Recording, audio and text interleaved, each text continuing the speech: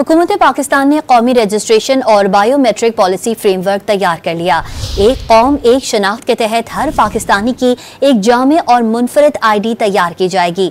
हर पाकिस्तानी की शादी, अदालती मामलात, पुलिस रिकॉर्ड और जायदाद समेत हर किस्म का रिकॉर्ड अब एक ही जगह होगा। मजीद तफसीलात जानते हैं डॉन न्यूज़ के चीफ रिपोर्टर राना सनाउल्लाह खान से। जी सनाउल्लाह, बताइएगा क्या तफसीलात हैं। देखिए, कल कैबिनेट का इजलास हो रहा है और तवक्को ये है कि ये जो नया पॉलिसी फ्रेमवर्क है कौमी रजिस्ट्रेशन और बायोमेट्रिक का, ये कैबिनेट को मंजूरी के लिए पेश किया जाएगा। और अगर ये मंजूरी दे दी जाती है तो फिर एक मुनफरद ID तैयार होगी जो दुनिया में तो मुख्तलिफ ममालिक में लागू है, लेकिन पाकिस्तान में ये नहीं थी।